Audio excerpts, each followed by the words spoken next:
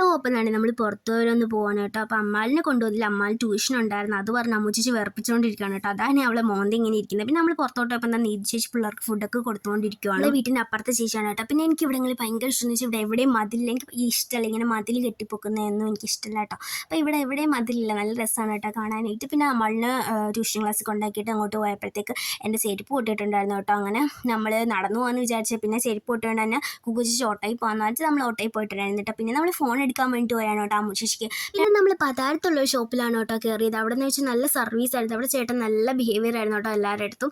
പിന്നെ അത് കഴിഞ്ഞിട്ട് നമ്മൾ ഇറങ്ങിയപ്പം കുറച്ച് ലേറ്റ് ആയിട്ടാണ്, നല്ല മഴയായിരുന്നു. പിന്നെ ചെരുപ്പൊക്കെ മേടിക്കാനുണ്ട്. അങ്ങനെ ചെരുപ്പൊക്കെ മേടിച്ച് പിന്നെ ഒരു മൂക്കൂത്തി മേടിക്കാമെന്ന് പറഞ്ഞ് കയറിയതാണ് കേട്ടോ. അമ്മൂച്ചിക്ക് കമ്മലുണ്ട്, അപ്പം നാഗവല്ലിയായി മാറിയിട്ടുണ്ട്. പിന്നെ കുറേ കമ്മലൊക്കെ എടുത്തിട്ടുണ്ടായിരുന്നു. അങ്ങനെ ഫ്രൂട്ട്സ് ഒക്കെ മേടിച്ച് നമ്മൾ നേരെ വീട്ടിലോട്ട് പോയിട്ടുണ്ട്. വീട്ടിൽ വന്നപ്പം കറണ്ടൊന്നും ഇല്ലായിരുന്നു കേട്ടോ. അങ്ങനെ വാവിക്ക് കുറുക്കൊക്കെ കൊടുക്കണമായിരുന്നു. അങ്ങനെ കൊക്കുശേഷി കുറുക്കൊക്കെ കൊടുത്ത് അമ്മാളുടെ കുറുക്ക് കഴിക്കാൻ വേണ്ടിയിട്ട് കളിപ്പിക്കുവാണ് കേട്ടോ. അപ്പോൾ ഇത്രയുള്ളൂ, ബൈ.